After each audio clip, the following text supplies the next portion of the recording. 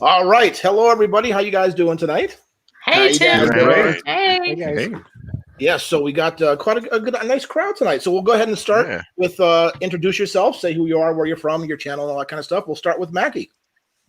Hello, I'm Maggie. I'm one half of Thinker Themer. I'm the Themer half. And my beautiful partner, Amy, somewhere in this thing, is the other half. And she'll introduce herself. But yeah, with Thinker Themer, I'm all about theme in a game. And Amy is she's the thinker. She's all about the mechanics. Nice. All right, Amy. Yeah, and I'm Amy, so I'm the other half of Thinker Themer. We have very different opinions of what makes a game great, and that's what the channel is all about on YouTube. Jason? My name is Jason. I am the long lost soulmate to Maggie. We think very, very well along the lines of the theming in games and health and mental health in our personal lives. So I run a channel called Shelf Stories, playthroughs, interviews, and more. Very good. And Oscar? I'm Oscar Gonzalez from Monterrey, Mexico, and I had the El Dog Logan channel in YouTube and Facebook, and I do, videos and board game reviews. That's welcome. Dwayne? I'm Dwayne. One half of me and my wife, Alicia, we do Blackboard Gaming, small YouTube channel where I try to introduce families to board games. Good. And last but certainly not least, Chris Yee. How you doing, Chris? Doing well. My name's Chris. I'm from the Meeple Overboard podcast. I am one half. That's apparently what we're supposed to say tonight. I am the deeper voiced half of the Meeple Overboard podcast. Yes, and a beautiful voice it is too, right? Thank you. Actually, yes. All right, so Chris, go ahead. You had an interesting topic we can get started with. Yeah, so last week during this little shindig, Tim and I were talking about music for a little bit, with the recent passing of Eddie Van Halen, which is a major bummer for me because I'm a guitarist. I've been for over half my life. And I was thinking about music in general, and I know that people have different opinions on music in the background during a game. And I know that my opinion on it has actually kind of changed recently. So as I was thinking about that, I was wondering what people's thoughts are on that topic. Do you listen to music when you're playing games? Do you like it? Do you have that one person in the group is always, turning on the stereo and you say like, "Oh, Phil, why Phil?" So yeah, just open it up for discussion. What are y'all's thoughts? Well, I think it depends on the. For me, it depends on the game and it depends on the group particularly. So we have groups that we play with where by the time you get to that house, there's already music playing. So it's not even like whether or not we're going to be listening to it. Look, we're going to listen to their playlist and that's that. And I think for some of the lighter games, it can be fine. Even sometimes for some of the harder, like the more full-on games, it gives you something to like. Yeah, exactly. If you try, you can't have music and teach a new complex game at the same time. My head explodes. But one actually that we had music playing the whole time recently was Betrayal Legacy, because people had made their own like haunted house like playlist on Spotify, and that was amazing because it actually made me more scared. I was just like creeping around the board like. But even with that one, I found that because with playlists, that's the problem. Sometimes the volumes are different. So all of a sudden, like one song would be too loud and you can't hear each other talking. It's like, I'll turn it down, or it would have screams and wailing things. Like it's like it helps out the scene, but then sometimes it's a little bit distracting. So it's like try out your playlist before you play. I guess it would be the thing for me as well. Well, that's interesting because I never thought about it because that's actually one of my videos that I have upcoming for the Small Business Chronicles, because at Meepleville, as Chris knows, and Amy and Maggie have been there too, I always have music playing. However, it's kind of like in the lower area. And in the upper area, you can sort of hear it a little bit, but not a lot, and people have requested it up there. And I never thought it was a problem because I just block it out or ignore it, but I didn't know if people felt strongly either way.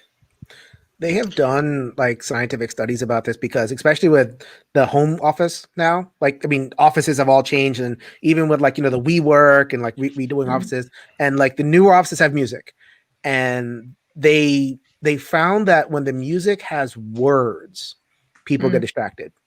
and it becomes an active detriment to whatever's happening. But if it's not wordy, and if there's community input, like, we're doing our music now, we're doing, like, typo drums, or we're doing, like something that can be lowered, and that the mind can kind of shunt into a little box while we're actively doing something, then it actually enhances productivity. So, like, I can see that translating to board games, where it's like, Amy was saying, had the same experience with, like, Match of the Madness 2nd Edition, where someone was, like, really into it. It's like, okay, we're gonna play the pokey music, and it enhanced. But then someone wants to just put on, like, an album of something, and I'm like, no, dude, shut it off. So, so my vote is gonna be music, but without words. Okay, well, I had an experience. We used to play in a friend's apartment, and once the game started, we put some music. And for example, I think 2-3 weeks ago, I played Orleans on Tabletopia, and I put I searched for Orleans music, so I was listening to it, but only I was doing it. And in the apartment, we put soft music. I don't know, Hugh Laurie, you know that he also does music besides the other things in movies and series. Well, we were listening to him while playing. I don't remember which one it was. Either Terra Mystica or the other one, the space. I think it was Gaia Project. Gaia Project. I think it was that one. Yeah. But I mean, Hugh Laurie, I think is a soft music, so we didn't have any problem on that side. Hugh Laurie, i.e. Dr. House, the name of his band is Banned from TV. Oh, really? Oh, wow. Yeah. I appreciate a good play on words. How about you, Yes. Dwayne? Well, I like having some kind of background noise, but it also depends. Like, it messes my wife up sometimes. Like, when I'm at home, I like the TV just slow in the background. But what I've been doing is I've been finding, like, I'm a big fan of fantasy music, like Celtic bard type music. So, like, if we're playing Everdale, I'll put that in the background. Or, like, when we played Wingspan, I found something on YouTube where it was just bird sounds, and it was cool. It helps you bring you into the theme. Exactly. Yeah. Our birds are so loud here that it's like they even get in the background when we're trying to film a video. It's like, oh, they're gonna be so loud. Hopefully we can mute them out. Like, Yeah, but those are two different things, right? There's a difference between background music and actual music, right? Yeah. Right. I want to hear something in the background. I don't like it when it's, like, totally quiet, because, of course, where there's, like, downtime, now you pretty much can hear a pin drop, and, like, and so I just like I do like music, but it cannot be grating, like something like, because I'm trying to think. I agree with Jason, like, it instrumental. right across the board, because with words, you're listening to the words, but now you're trying to figure out your strategy in the game, and it really clashes. See, this is something that my opinion's changed on during the pandemic, because usually I would be kind of prefer no music or just something in the background, like going to Meepleville, going to Tim's Cafe. He usually has like his like a Spotify 80s mix on or something like that. So there's 80s. So Paul, you brought up that comment, Tim, that said sometimes the music can be a little distracting, and if I'm going out somewhere, I'm usually fine with it. But at home, we never did it. Our home is pretty quiet. We don't have TV on in the background, just as we go about our day. But recently, when Wendy and I have been playing, just the two of us at home, we started to get more. I think it's fair to say a lot of us have just been more stressed by life in general. Yeah. Right. And so sometimes we'd sit down and play a game that we love, but during the downtime, we just sit there and just be stressed. It was very odd. And so Wendy made the suggestion of let's throw on some music. And so we just threw on some background music. We were playing Tapestry, the Stonemaier games game. And Yeah. so I threw on the Civilization 6 soundtrack, which is fantastic, cultural music from around the world, and it evolves over the course of time. So it starts with like an ancient, just like an ancient melody, very simple instrumentation, local to Scythia or Australian Aboriginal instruments or whatever it may be, and then it goes through time and then says, no, this is now like how the music would evolve to a medieval period, to the classical period, to the industrial period, and it was so soothing and good that it's made our game playing actually a little bit more relaxing, and so maybe not as rigid and tight and good, but it just kind of brought out a little bit more of that fun again for us. Well, that's an interesting point, Chris, because Tommy said that to do like just background, like media or board game media or TV, because I was thinking about like conventions too, right? Because if you think there's a lot of ambient noise when you're in like a big game room in a convention or at, things like that. So I actually some kind of ambient sounds around is a bit more comfortable than kind of dead silence like Dwayne had mentioned. But like if it's like a TV show, I still can't do that because I just, no matter what, I just catch myself drifting. Yeah. Oh, it's my turn. Sorry. Or if it's a rerun of something, you're like, wait, I just want to watch this bit. Wait, it's like, I just need here now. What Chris, about singing? Because I know, Chris, I know you're a big singer during gaming, and we do that all the time. We're playing and like we do something and the song comes in and you're like, oh yeah, it's just like like it happens with Tekenyu, whenever we pick up a Tainted Die, it's like Tainted Die, Tainted Love, like it's just inevitable every time. yeah every single time. Yeah, I mentioned like when we did our talk about Planet, and I said that when I'm holding that planet in my hand, I'm like singing "We Are the World," like "We Are the World." And my wife, like, would you shut up? I used to do something like that when playing Dice City. I used to sing, and "We are Dice City." We built Dice City. I do that. We do that with Mega City Oceana.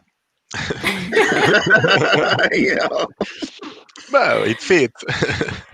Yeah, it does. Oh man, I think any game with a world map is problematic for us because we sit there and like, it all started with Istanbul, right? What's Because every time we're playing Pandemic, it's not. I'm going to move over to Istanbul, not Constantinople, and then everyone at the table is going.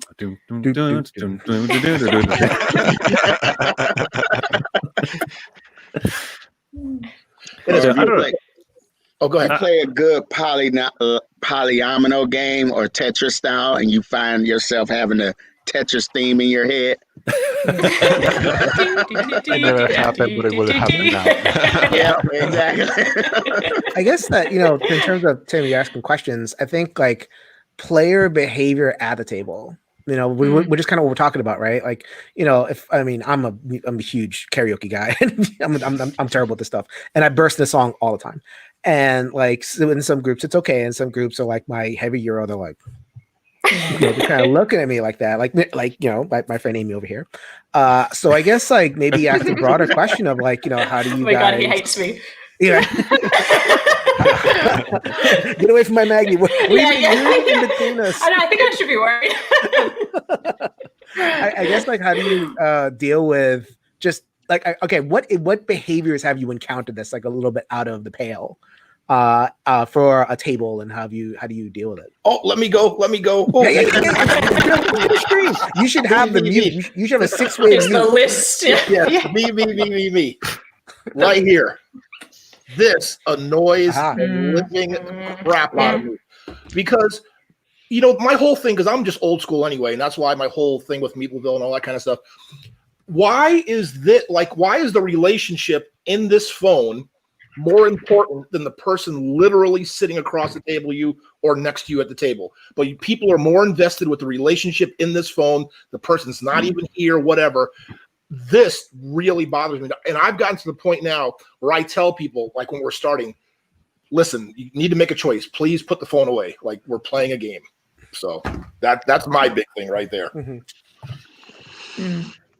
I think one behavior that I encountered was over familiarity with the other players. Like did a teach of Fury of Dracula, and I was watching one of the girls who was playing one of the hunters, and she was being like her tone of voice and everything is like, she was acting like she was with a bunch of her buddies at the bar, and everybody's looking at her like, we don't know you like that. So, I don't think she came back, but yeah, it was, I think that was the one instance that I had that, that happened. Right. So there was this game from a couple of years ago, speaking to Tim's point about the phone, called The World of Yoho. I don't know if you guys have heard of World of Yoho. Right. It was a yellow game. Yeah.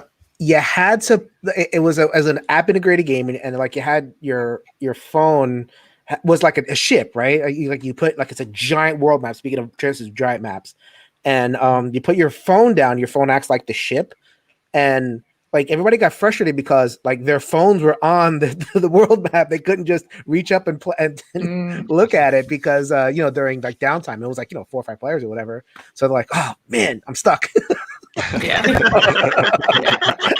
So the answer, Tim, is just keep on playing games that incorporate the phone into the game. I don't want to even see them. Don't want to see them at all.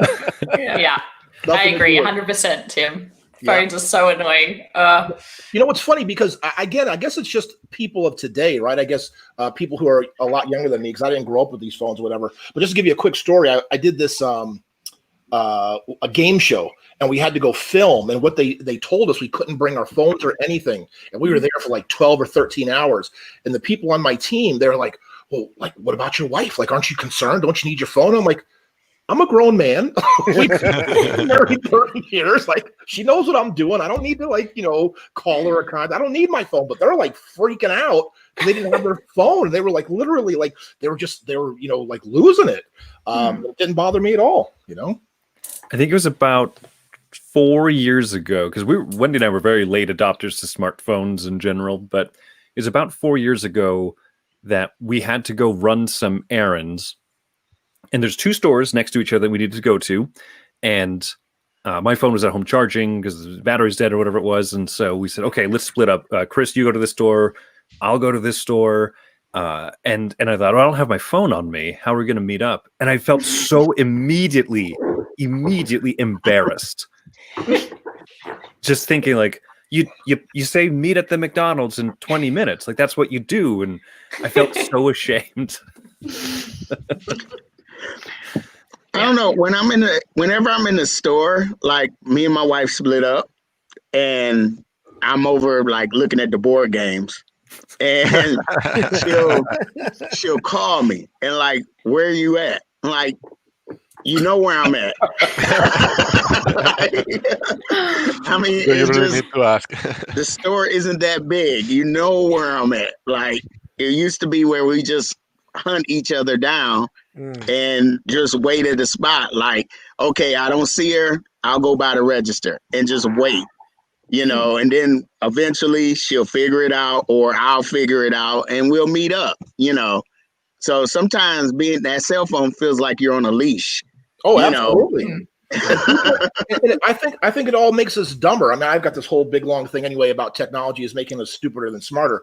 But even like today, like I have like a loyalty program, right? When people check out and they want to sign up for the loyalty program, you wouldn't believe how many people don't know their own number. They have to like take out their phone and look it up to put it in for the loyalty program. They don't even know their own number. That legitimately happened to me once where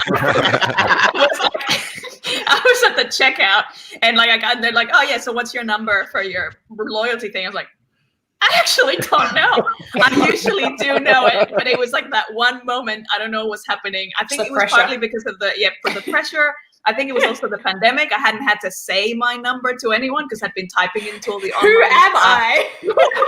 I had an identity crisis. So maybe, that may be what it's happening. I'm just sort of putting out there the empathy of that could be happening to some of the people at Mapleville. It's just the pressure of the moment. I think it's fine not knowing our number, other numbers, because I don't know.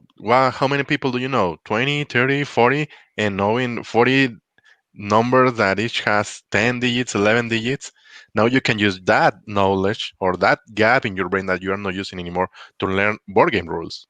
Yeah. If only it worked that It way. takes a lot of real estate in that. Mm-hmm. But I'm saying, back in the day, before we had that, we did that. Like, I grew up like that. I knew my grandparents, aunts, uncles, friends, everybody. I probably knew 30, 40 numbers right off the bat like that because we had to, so I think it made us smarter. A term that kids these days will absolutely not know: speed dial. Mm-hmm. Oh, right. Yeah. Or call collect. Yeah, call collect. Sorry, Maggie, you were going to say.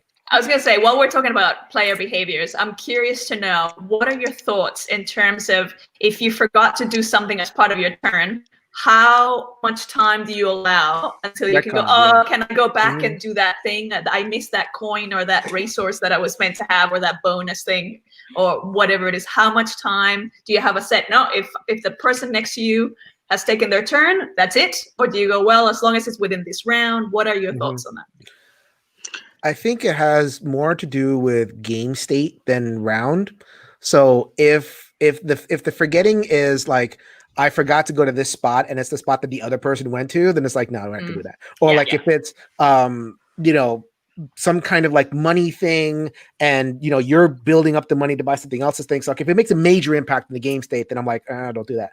But if it's like, if you're playing one of the multiplayer solitaire games that we all love so much, and it's like, I'm doing my thing, you're doing your thing, and like, I'm going to do this, and then it doesn't really affect me, then it's like, all right, go ahead, whatever.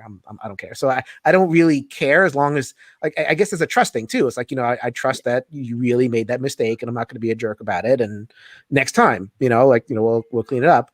As long as it doesn't affect me. Like that's my thing at the end of the day. Don't mess with my jam. Don't mess with my resources. It's all good. Hey, Dad was wondering if you had included Amy there. So. Okay, this happened last night, and I totally let her take her victory points that she forgot. So. Was it me? I thought it was you. We always do it. But we have friends that are notoriously bad at this. Like, so it's not so much like, it's not so much throwing shade at Amy. It's like we have other friends that are like, 5 turns ago, I forgot to do this one. It's like, well, man, like, that's too long ago now. Like, what's going on? Right. Like, I mean, I think it should be sort of agreed upon or stated at the beginning of the game. Because I know we had talked about that before. And like I said, if I play Teotihuacan with any of you guys, you need to say, and then, and your last thing needs to be said, and then I'm done. You're not going back. Period. End of story. No go backsies in Teotihuacan. Because the thing is, in Teotihuacan, you're always getting each other's way. So like you have the dice and they're always running around. So it's like, it really matters. Highly interactive Euro. So like I can see that. I can see you totally saying, nope, done. No, but like I was saying, because you might have been here, Jason, with that game especially, when I teach it, I tell people, whenever you do something, you say, and then. Right. Because there's always these like things with Teotihuacan, right? Oh, I do this. Oh, and then I move here. Oh, and then I do that. Oh, and then I do that. And then you got to say, and then I'm done. If you don't, that's your fault. Too bad. And I mean, it's interesting because, I forgot to move up the Blue Temple track, which would given me 3 resources. Do you mind if I do that? And people say, oh, well, yeah. I mean, it's that mental, would that have affected my decision? And it's so hard because in a lot of truly multiplayer solitaire games, I'm very forgiving. I'm all about mercy, Right. But and especially on a first teach. Yeah. A game like Teotihuacan. I think that matters is whether or not is this to teach, or are you playing with people who are seasoned at this game? So, now there is no take backsies. But if I'm teaching somebody, I might even like I play with my wife and I say, hey, did you don't forget to do that. I'm very merciful with my wife. I'm you wanted still to come back playing to to the win. table. Yeah. Still playing to win, but I'm like, don't forget that. That'll help you out. But if she knows the game, nope, not helping you out no more, dear. But see, that brings up an interesting point because you were talking about winning, right? Because again, I'm not very competitive. I just enjoy, playing games and all that kind of stuff. But even if you're playing with friends, right, and somebody does that, and they're like, "Oh, wait, I should have done this or that and that," and you're like, and you think to yourself, "Wow, if I let them do that, now they may beat me." And it's kind of like in your head, you're having that, that conflict. You're like, do I let them or not? Because that's a major factor, But I'm kind of like you. I just, I'm not really competitive, but I also want to do my best. Right. At the game. So, if they see something like, man, I could have won that. And I go ahead, because we're playing games to have fun. So, so I'm not competitive either, but I'm trying to do my best. Like what goes around comes around, Like, I mean, I may be that person down the ride where it's like, oh no! My piece of wood. Do unto others as you would have done to yourself, So like, if it's one of those things where it's like, if it costs you the win and it's like going to make you do a whole recalculation, then no. But it's like I make those mistakes all the time, and I don't want. I want to be able to do that. I'm not. I guess again, like Maggie over here, I don't have the numbers and everything in my head at once. It's not like I'm looking at the Matrix when I'm playing a game. I'm really like just playing the thing in front of me, and like my mental brain is almost like slow catching up, like tortoise and hare style.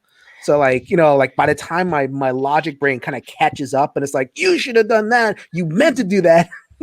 And I don't want to feel like I'm getting punished for that, like I get it. If it affects the whole game, I'm cool with it. But if it doesn't affect anything, then I don't know. There's also a difference, Jason, because I think you have a good point there, right? Because there's also a difference with like Maggie brought up about the takesy backsies, or is it are you taking back a turn, Maggie? Are you talking about like taking back a turn where like you do something and kind of before the other person goes, you realize, oh shoot, that would have been a better move? Or are you just talking about maybe getting 2 or 3 points that you forgot in your previous turn? You know what I mean? think all of them happen. I think if it's still within your turn and the other person hasn't started, it's like, that's fine. And definitely if it's a teach or if it's early days of playing a game, then yeah, totally. Like that's fine. Go back. I mean, probably the worst thing, or the one that happens most often, is you have some kind of ongoing benefit.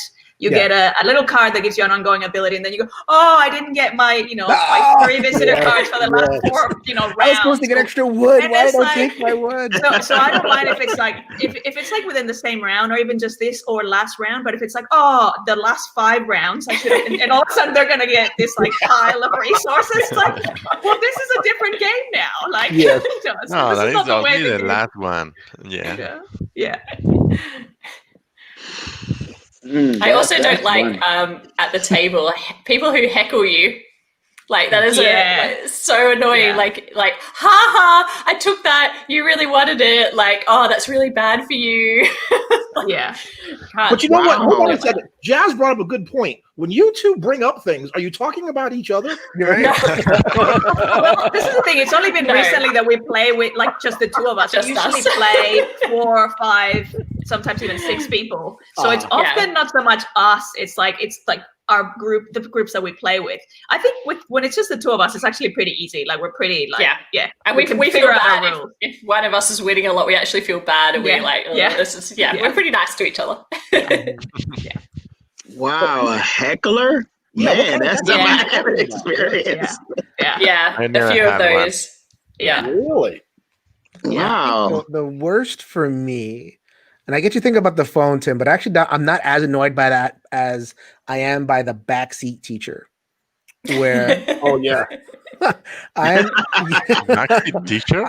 The backseat teacher is, I teach most of the games in my group because I got games coming in, I get review copies and all sorts of stuff. Back when they were groups, right? So I would, go into a basic teaching. I've usually kind of like rehearsed it in my head, and I do like I have a system, right? So I like I'm plugging stuff into a system. And I know what I'm going to teach, and then someone will know it, and they'll be like, "Oh, wait a minute, what about this?" It's like, "Oh yeah, they did this part, didn't this? What's going over here?" And I'm like, "I will get to it." Yeah. And I haven't come up with a really good way of dealing with it besides just like mentally staring daggers into that person or something that drives me completely insane. I don't know if you guys feel the same way. Now That's a that good happens with point. Maggie and I. Do you want to teach it?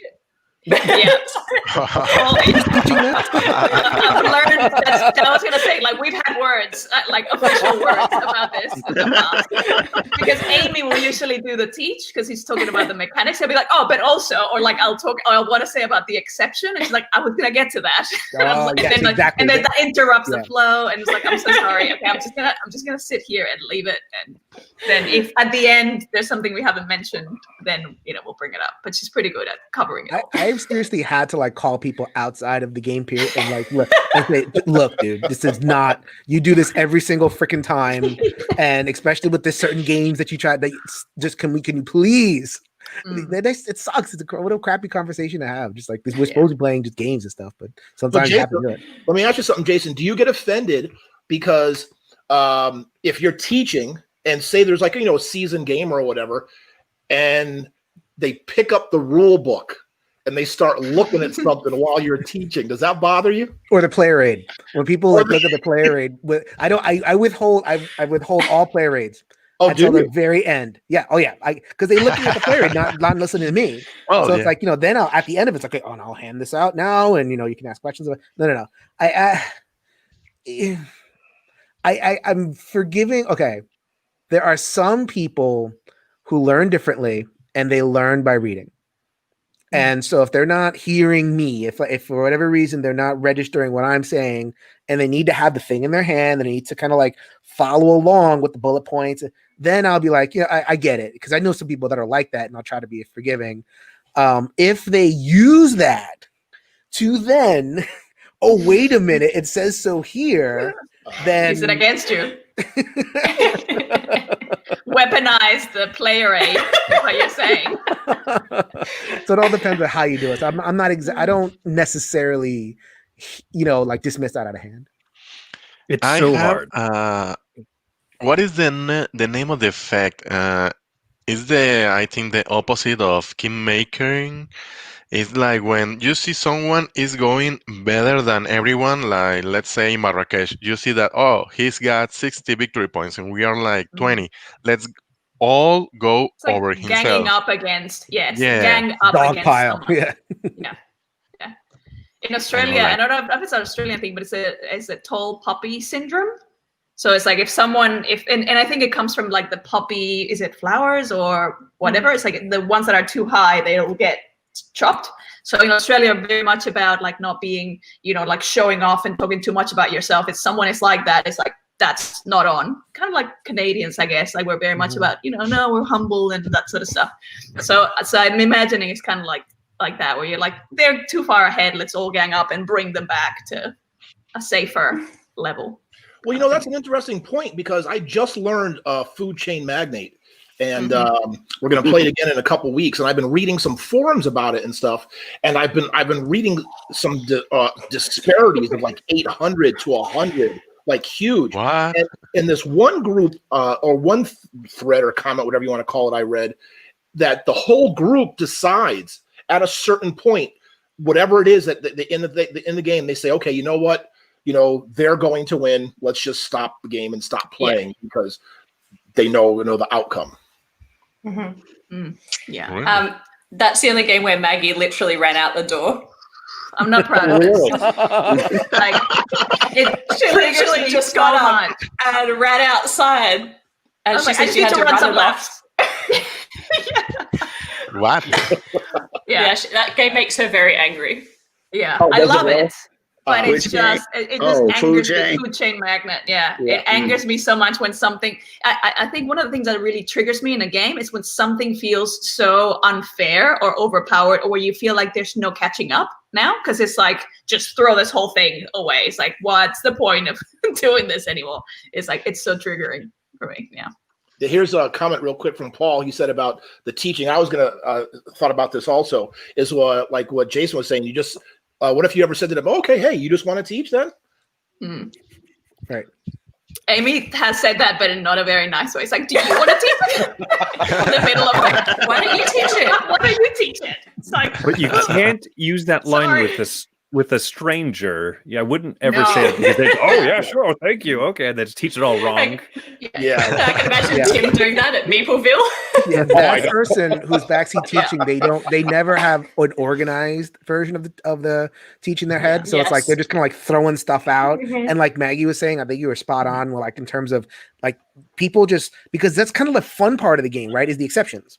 Is like, okay, the cool player powers, and like I have like a 13-step process, and that's like step 11 is the exceptions and the player powers and all that stuff. I'm like, I understand the coolness. I understand you want to evangelize the coolness of the game, but you need to chill before It's you a put the sizzle on there. I gotta cook the steak, people. Yes. Mhm. Yes. Like, yeah, it just doesn't make sense to teach exceptions too early. Very few cases, right? Very few exceptions, right? But Right. like, imagine playing like so. Voyage to Marco Polo dice placement game. You roll your dice, your 5 dice, and then you assign them out to actions. If you're trying to explain to someone that one of the players at the table never rolls their dice first before you explain what the dice do, Right. your priorities are a little backwards in the game, and I absolutely agree, right? Variable player powers, small little exceptions like that, back of the line, back of the teach, because people should just have like I'm curious what your 13-step process is, because for me, like step number 1, brief overview of what the game is. Mhm. I don't want to be 10 minutes into a rules explanation and say, oh, worker placement. Got it. yeah. Step number 1 is actually learn the game. Yeah. Like learn it. Don't just watch half a Rada video and think you know it. Yeah. Yes. Yeah, especially if you don't have the Klingon channel on, right? Or you They're right. That can be very frustrating, but sometimes it's unavoidable. The whole like someone's like, oh yeah, I'll teach you that game, and they haven't played it in a while, and so half the game, half the teach is like actually just 1 minute and just going through the rule book, refreshing. And like, oh, that's Well, then right. let It's the like, group know. oh. Let the group know this is Yeah. your level of expertise. yeah, set Then, expectations of where you're Right. at. Set Yeah. expectation. Exactly. Yes, that would be the step 1. But that's And I don't know what about you, but Oh, go I ahead, would Chris. rather let that person have 5-10 minutes with the rule book, and the rest of the group just like hangs out and eats wings or whatever and gets their fingers Sure. dirty. Just Yes. and then the person says, okay, like Yeah. I'm ready now. I got it. See, but But that comes sometimes down it's to- hard because you don't know that until you get to the point you're like, oh, actually, how did that bit play out? So it can be hard to, Yeah, because it does take preparation. that's an interesting topic, like what Jason was saying, and also Chris, about how like reading, right? Some people are good at reading, like Grant, my general manager, and Billy. Chris knows Billy; he grew up with him. They can read a rule book and like play the game. I can't do that, right? There's other people who can listen. Like if somebody talks to them and tells them the game, like, okay, I got it. I can't do that either. That's why I like Rado. I am one of those kind of people. You know what? Let's just start playing. It's the first game. I don't care if I win or lose by 1,000,000 points. I don't care. And I'll learn as we go. So there's like 3 different ways of learning and teaching, right? I'm finding that groups are much less patient with first plays recently, like because there's more and more games, and there's more and more like you play the games that you have less because it's just like, well, we got to get the next one, and like my group will often only play a game once, and then we're on to the next thing, whatever it is, and that's probably my fault because I'm always bringing crap over. Like I'm finding that like because if you don't explain all the rules, then people get upset, and or if like there was a mistake in the mid game, and it's like whoa, and it just kind of like ruins the time. So I mean, I get what you're saying, Tim, but I just feel like the groups are getting less and less patient, and not just my home group. It's just like groups in the by Game Store too. I don't know if you guys have had the same experience. I mean, it's different. I mean, everybody's different, right? Let me just throw a couple of comments up here. So Tommy, he's the one that says that he's the one that's blurted out stuff during the teach.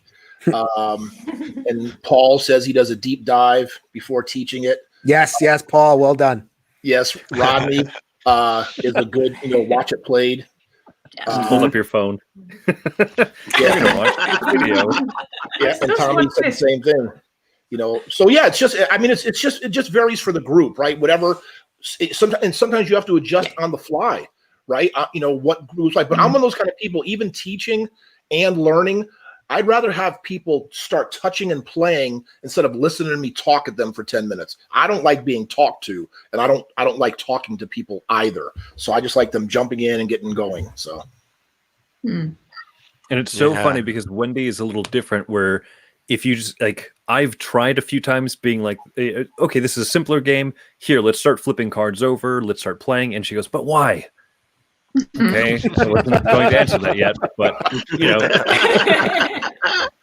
and I think Tim said it really well earlier when he said, I think it was Tim, right? Just that address the group and state what you're going to do and how you're going to approach it, and then if someone's like, actually, I prefer to just start playing, okay, is the group okay with that? Or are you okay if I'll give 10 minutes of rules, we'll start playing, that'll be enough to go.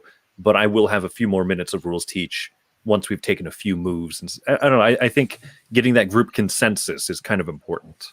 True, but also, Chris, I think there's a big thing looming over this whole discussion that we haven't brought up is, again, I guess one of the pet peeves we're talking about, but on this topic, is people who are too invested in the first game and really want to win, right? Isn't that kind of looming over this whole discussion?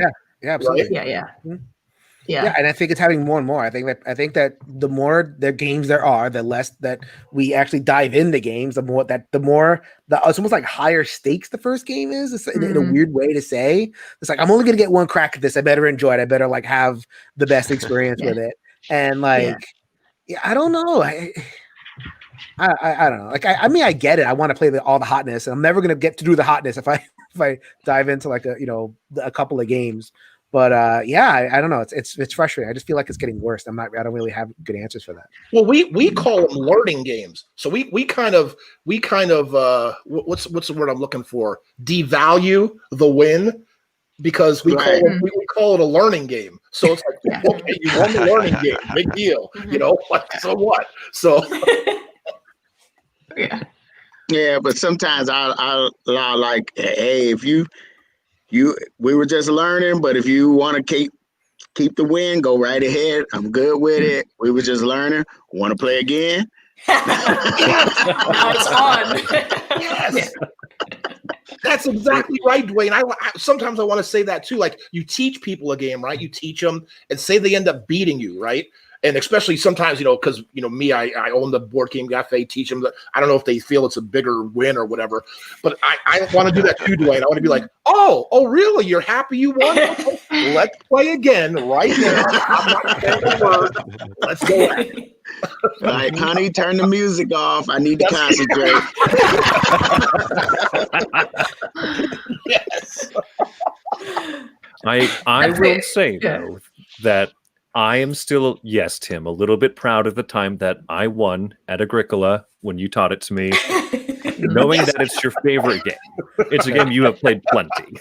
Yes, you did. And I'm glad. That makes me feel good because that's what I'm trying to do. Because if I want to teach you my favorite game, I want you to feel good about it. You know what I mean? I want to try to help you as much as I can, do whatever, because I'm more invested in you than me, especially when I'm teaching a game, because I want you to play with me again. If I'm too worried about me and I end up killing you like in Food Chain, if you have a big disparity, they're not going to want to play with you again, right? Or they will not want to play the same game again. Yes. Or the same game, because I was hearing that with Tom. Like, he did a thing. Did anybody see that about Food Chain?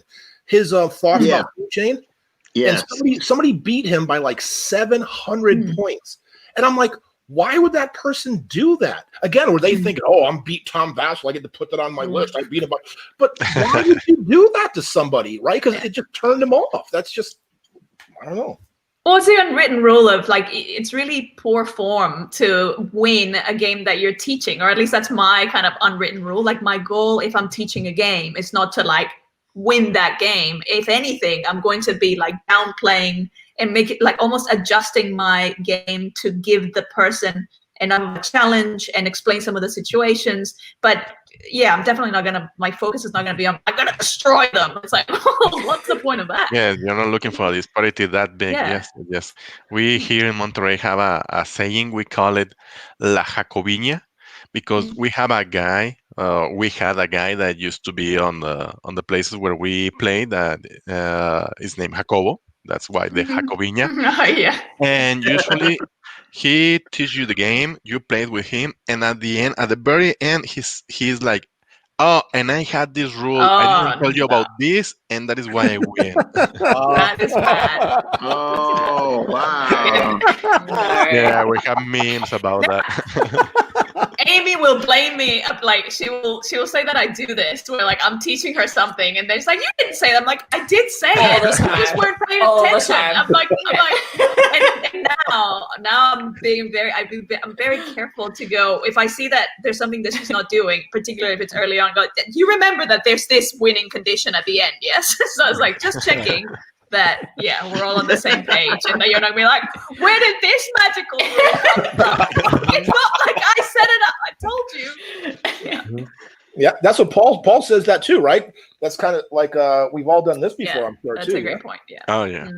Yeah, use a weird strategy. I'm going to teach you Teotihuacan. I'm going to lock every single one of my dice. Don't do that. Yeah, Like, yeah, I did that as well. Like, let's see how this works out. Not so well. Not so well. Yes, Yeah, I and used like to do that. I know Chris and Wendy love Feast of Odin because they taught me that, and that's a perfect game for that, right, Chris? Because there's so many different paths you can take to try to win. So each time you play, you can try something completely different. mm-hmm. Yeah. Yes, I did that with Viticulture, I think first or second edition, and I was like, okay, I teach that game like 10, 20 times, so okay, this time I will not make any wines. Okay, this time I will not do this, and just trying different paths to see how different it felt. I think the only time I try to win, because I demo too, like I work for Dex Envoy. I don't know if anybody's heard of that. It's like they're like the official, like, companies hire them to, go to game stores and demo games. And sometimes I'll play like just to like, here is the strategy, like here is an obvious strategy that you may be missing because you're kind of like lost. So like, I remember specifically I was playing Near and Far, one of my favorites. I love Near and Far. And like, but there's deceptively a lot to it. There's like the board, and then there's the book, and then you're kind of hopping between two places. And I could tell people were kind of lost. And I'm like 5 turns in, I'm doing the things, and I'm saying, okay, I went here, and I went here, and I went here. Do you see how I can get myself off to a good start? And they're like, oh. And I couldn't say that at the beginning because there was no context for it. But then once they see it, and obviously I'm like, 20 points ahead or whatever it is, but I don't like lord it over their faces. I just like use it as a teaching moment.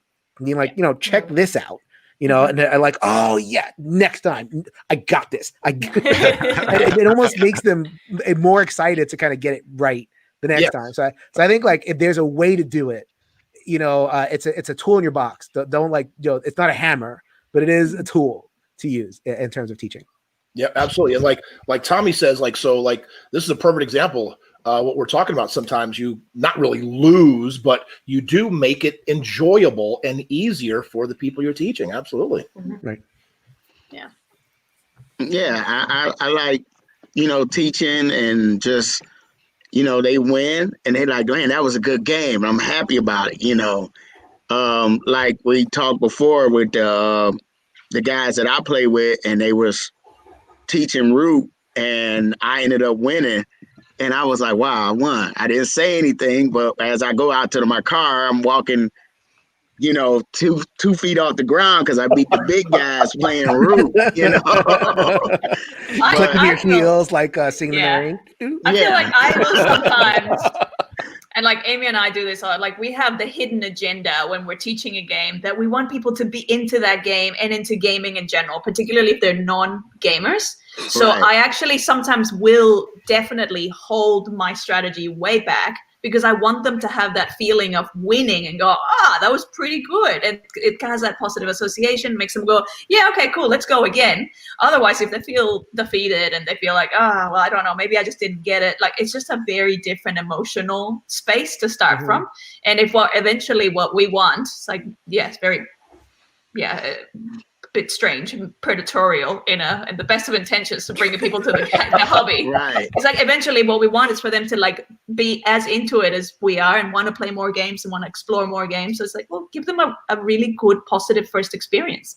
Yes. So they'll want to keep trying. But that's a good point when you said, Maggie, about the start, because like with the people, because the people I've been playing the most lately with have been my friends Marcus and Steven. And I get joy when I know we all know the game, we've all played it, maybe our second, third, fourth time.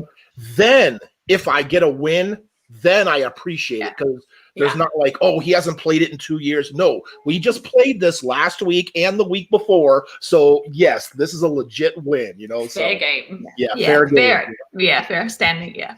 Point. Yeah. And you two probably get that a lot, right? Because you don't really have a disparity as far as one not playing the other. You're pretty much all on the same level, right? Yeah, we're pretty evenly matched. Yeah. No, it's but really interesting. I just mean as far as the knowing the game, right? And how much you played it and stuff like that. That's going to be cool, right? I feel probably like the first. Yeah, sorry, go Amy. Oh, I was just going to say, we have very dispersed friends that we play with, though. Like, our collection is very tailored to all the different types of groups we play with. There's a lot of very casual gamers in our group who we're constantly trying to level up to Euros. Just like edging them slowly. So, yeah, I think it depends on who we're playing with. Our style changes, our competitiveness level changes. I feel like when it's just the two of us, particularly if it's a new game, I wouldn't really count the first 2 or 3 games. It's like I see those as like we're learning the game. But from game 4 onwards, it's on. Like this is just like, you know, your mind versus my mind. And now you've had your turn. You know, it's like no take back seats. That's it. I never get that far. Game 4. Oh my god! Wow, always playing something new. You know, it's funny, Jason, because you were talking about that, right? You're saying, because there are a lot of good games coming out, and people always. But me, Steven, and Marcus, I'm so glad we're all on the same wavelength. We just like playing the same games over. You know, we're not always caught up in the cult of the new. We like repeating games and playing them because, again, we all get the satisfaction. We know it. We play it. It's a legitimate win. Like, it's good. We can really get into it, and we're playing good, even-leveled competition. I remember I was teaching a coworker and her sister Splendor at a board game meetup. And right when we sat down, I was going through to teach, and this guy comes up and he said, "Can I join in as the 4th player?" I said, "Yeah." And so as I'm teaching them, he's being the heckler. You know, he's like, "Oh yeah, I'm finna kick. I'm finna beat everybody, this, that, and the other." And so, and like right in the middle of the teach, I looked at my coworker and assistant. I like, first of all, I apologize. And I said, just take what I told you now, because I got some other stuff to handle over here. And I made sure I beat him so bad. And they still enjoyed it. They really, because he heckled through the whole game. And I just like, you know, I'm still teaching them, but I was like, please, this is my focus right now is to beat this guy. It's a teachable moment for this person. You know, and he was like, wow, he didn't see it coming. And, you know, I was like, okay, did you guys enjoy the game? They say, yeah. I was like, that's all I needed. You know? There you go. Well, one of the I got something else. What you guys think about this as far as annoying things at a table or whatever? This just really, really bothers me, is rolling dice. And what I mean by that is I don't think you need to have a PhD in physics to know that if you've got this much table space, you can't that really annoys me. Particularly if there's a lot of meeple standing and then everything just goes everywhere. It's like, why would you throw it so high? Why would you just or put it to this? What are you thinking? And it's like, oh, we have a friend that does it every time. Well, it's fun. Yeah, and when we're playing Feast for Odin, he throws it right in the middle of everybody's puzzles and everything every time. Oh. But it's like that's it's right. such Like, a say, high here you throw. go. You see this dice tray over here? Yeah, exactly. I don't even say anything. Just like here, just have it right there.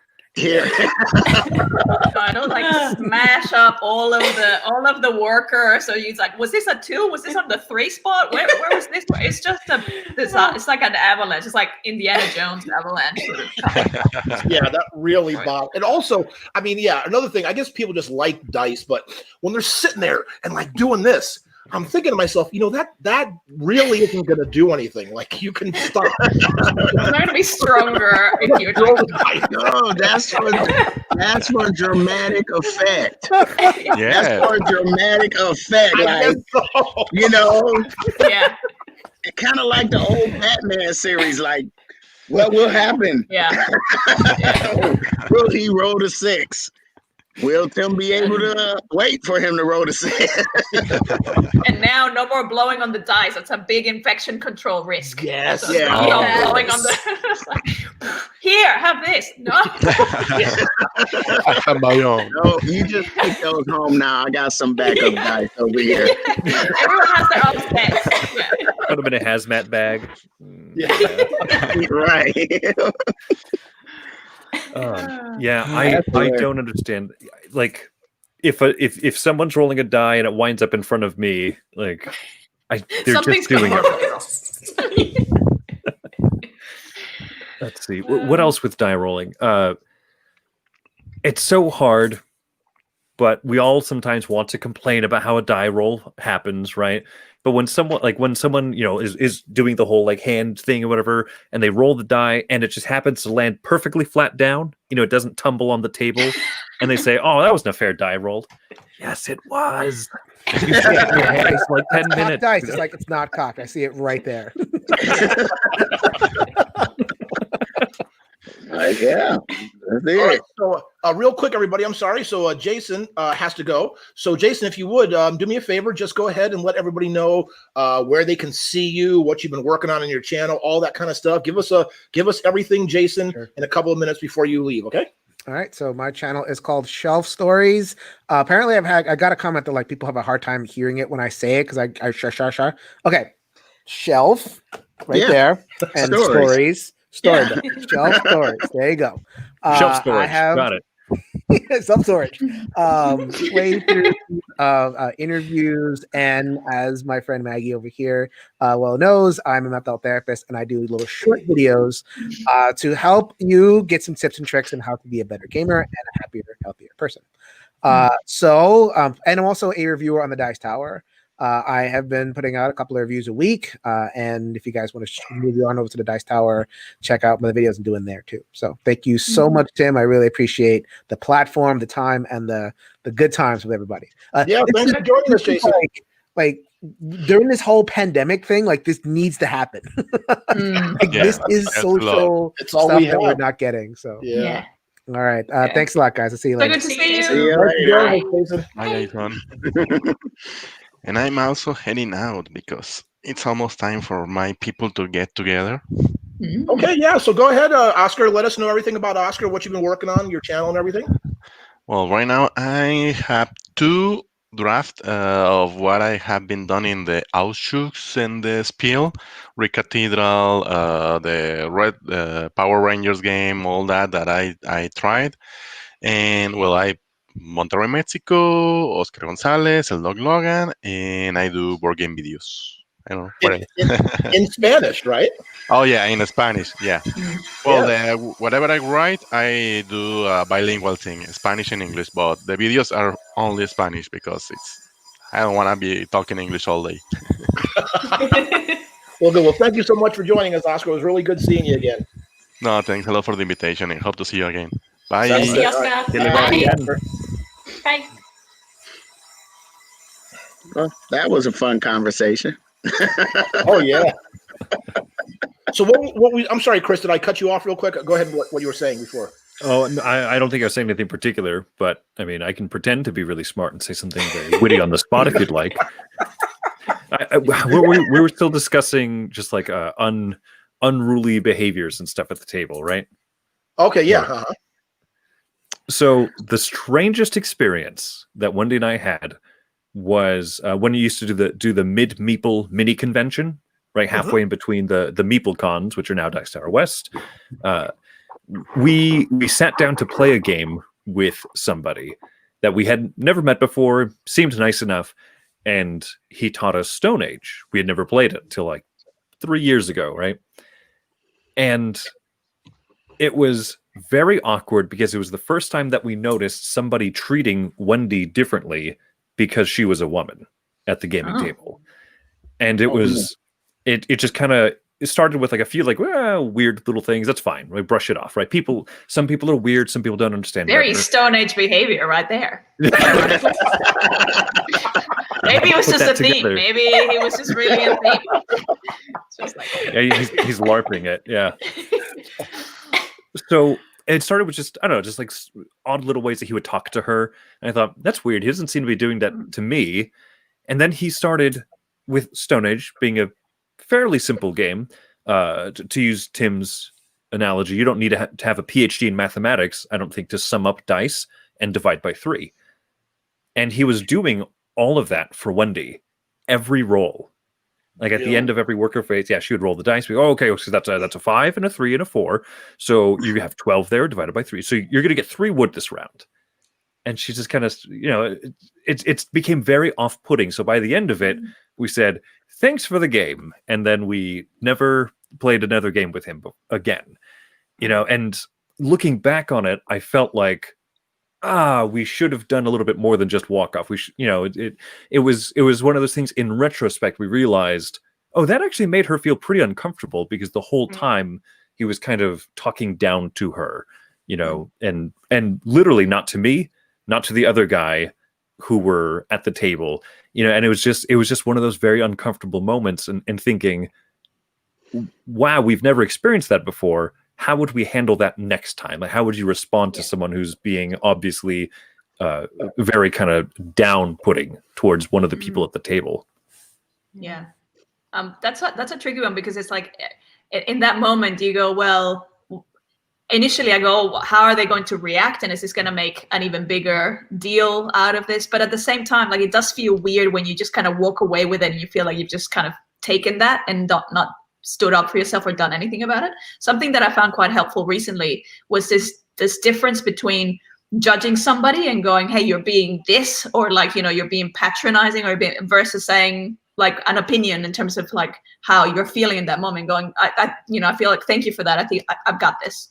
You don't need to explain this bit to me. So it's not so much about this is what I think you are because of this behavior, and more about, hey, this is how this is. It's making me feel uncomfortable, or would you stop doing this? Or, the difference, like, what I mean by the difference. You still don't know how someone's going to react though. So I guess that's the potential risk of, well, yeah, it might turn uncomfortable, but it's already uncomfortable. So. Right. But do you two, since you play a lot with friends, I mean, I don't know if you play a lot with strangers, but do you experience a lot of it at all? No, I was going to say though, it's a bit different for us because we're both in business in our real lives, and so I think if you've been in business as a woman, well, then board gaming seems like a really friendly place to like, it's unfortunate. It's we've seen it all. It's difficult when you're dealing with CEOs and like executives that you deal with from a day-to-day basis. So for us, I mean, most of the time we're playing with friends. I mean, when we're at Meepleville, we get introduced to strangers, but they're usually lovely strangers. So. That's because again, like, that's one of those kind of things where, when it comes to whether you're a woman or like a minority, what is that noise? Is that Amy? Just mute your. Sorry, mute yours. Because that's what's going on next door. Yeah, we've got there's tradesmen outside. So. A parade? Did you say? No, I think she's a tradesman, right? Tradesmen, yeah, workers, like people, like working on the road. You turn your camera around. Turn the camera to the parade. Yeah, the parade. That would be very irresponsible during. A tradesman. Okay. Oh, It's funny watching Amy bust out laughing with no noise. Getting excited. I want to see a parade. Yeah, because sometimes I don't know if behavior, but again, so when you're telling that story, it's obvious because you said he didn't do it to you. He just did it to her. So it was obvious he was treating a woman that way, and he just wasn't like that to everybody, right? Mm-hmm. Yeah, because sometimes, like, for example, with me, like going to conventions, and I always try to give the benefit of the doubt, because this has happened to me a lot, when I go to conventions, and especially when I had to teach the demo people for Yellow and stuff, where I would go to a booth and I would get ignored. And like, I'll give you a perfect example. I was for City of Big Shoulders, which is a pretty heavy game. Yeah. And I wanted to learn it. So it was like an hour and a half demo though for this game. So this is a Gen Con. So I'm standing there at the table, and there was a lady, the demo person, and two other guys at the table. They needed a third one before the demo started. And I'm standing there, and she's just talking to these other two guys. And I'm standing right at the corner of the table, never acknowledging nothing. I'm standing there for like 5-6 minutes, nothing. A white guy, I'll just say it because that's what it was, walked up. She immediately said to him, "Oh, hey, do you want to play?" And I'm like thinking, I've been literally standing here for 5 minutes and you never acknowledged me. So I don't know, I want to give her the benefit of the doubt. She's just a horrible person, a horrible demo person and whatever. Or did she not think that, a black guy would be interested in this kind of heavier 4X game? You know what I mean? I don't know. But it does happen a lot. So it's one of those kind of things. Again, I don't know whether there's horrible demo people or maybe there is some kind of bias, It could have been a personal bias that maybe she wasn't even aware of, from a or even it could even be from like a being comfortable, or like she might be more nervous or whatever it is, or distracted, or who knows. Yeah, it's a strange one. Yeah. Well, that's what I was trying to, when I first started the YouTube channel. Like I said, we went to Origins in 2019, and we really enjoyed ourselves, and I mean, we didn't experience anything, but it was just so like there was not enough black people there. So I was like, I really want, like, hey guys, check these games out. Stop playing Monopoly, Sorry, and all that. Check these games that really make you think, and actually gives you a sum of fulfillment when you come from the table. Like, I really thought this game out, and I ended up playing pretty well, like in your case, Chris, I probably would have leaned over to my wife and said, like, so when I roll my dice, you tell me what I got. And I mean, break it down. And then be like, that's why I do the finances, dear. And then see what goes on from there. That's me. I'm sorry. Yeah, I would probably do that too. And Tim, I would probably say something in that situation as well. I like those kind of things, even whether it's known or unknown. It can make you feel so awful. And like I'm a bit confrontational like that. That I would probably say so. Like, I've been standing here, because it happens all the time, especially being two women in a couple. I think in day-to-day situations, we go to buy a car, for example, go to a car yard, completely ignored. Go to look at a rental property. Nah, there's no way that you could be interested, or, just those things happen on a daily basis, as I'm sure you guys have experienced. Yeah, the assumptions that people make. Right. But again, it does it come down to that they're just horrible at their job, or there's an inherent bias? I think it's a cultural bias that's been going on for way too long. I think that's what it is. Is it just what you say? It's an inherent bias, and sometimes we have to call them out for it. As soon as she went to the other guy, you'd be like, "Hey, I want to play." and then, oh, I'm so sorry, and it might be her response. She might have did it unconsciously. It's still wrong is wrong, but, sometimes you got to call them out for it. Yeah. Hey, I want to play this game, Someone was saying that, like, then it becomes that you're robbing that person of a learning opportunity, because it's something that by moving on and not saying something, yes, you may be avoiding the confrontation, but then you're robbing them of the chance to learn something that is not sitting well, and they're just going to keep doing it, sometimes unknowingly. No, absolutely. And here, just like Kate said, like I enjoy that, Kate. Yeah. Because again, I mean, I agree with Kate. The thing about it is none of us want to create an uncomfortable situation or atmosphere or whatever. We may fully know what's going on, but at the end of the day, we don't really want to cause a scene or make anything. But just like Maggie said, I mean, are we missing that opportunity for a learning moment, right? For a teaching moment? Yeah. And I really like what you said earlier too about pardon me, clear my throat. The difference between, and this also works with like couples, relationships, communication as well. This is what Wendy studied. She has her degree in interpersonal communication.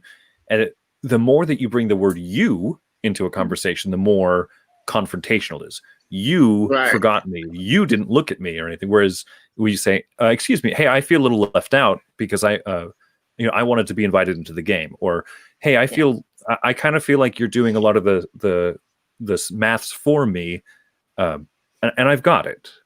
I'm good, thank you. And it's that idea of what do you actually have ownership over, the way that you feel. Yeah. Whereas as soon as you start pointing outward, you are making assumptions. And and I think, Tim, you're right. Sometimes our assumptions are wrong.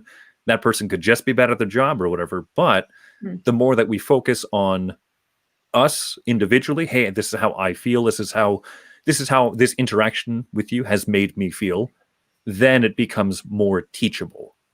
And you're giving them an opportunity to go, oh, I'm so sorry, I didn't realize, or I was distracted, or let me rectify that, or they might just genuinely be bad at their job and not be able to recover, or react inappropriately. But at least you're giving them the chance. Yeah, that's true. And you're also giving yourself the chance, like you're standing up for yourself as well, which is good. I was going to say, Tim, did you ever play the game? I never did, because at that point I was like, I don't really want to sit down at the table with this person if I did say something, because I'm like, she just literally ignored me for like 5 minutes, like just did not acknowledge me, just talked to the other two guys at the table. And then this other guy walked up and she immediately said, hey, we have an empty seat. You want to join us? I'm thinking, what just happened? I've literally been standing here and you just did it. You totally ignored me for 5 minutes. Didn't say anything, didn't acknowledge me or nothing, So, I never did end up playing, unfortunately. So we've played it. It's a big game. And I think that was Amy's point, right? That we don't want to cause a scene. We don't want to cause someone to feel uncomfortable, but that person made you feel uncomfortable and you missed out on an experience that otherwise could have been great. No, you're absolutely right, Chris. And that you thing, I think, is a good point. Because I could have said something like, I was standing here for 5 minutes, and it would have been nice if I was invited to the game like this other gentleman was, because I really wanted to play the game. You know what I mean? So maybe if I'd said something like that, like you said, without maybe being directly confrontational, would have still been a learning and teaching moment, and a little bit less diffusive and not volatile, So. Well, it still kind of might be taken, because I've been standing here for 5 minutes. But like I say, I probably would say, you could also say that, hey, I want to play, can I play? I mean, or, just say, I want to play, and just be like that, because, you were standing there for 5 minutes and that was wrong, but how do they say 10% what happens to us and 90% how we react, and that's something I'm learning daily, working in the customer service industry, and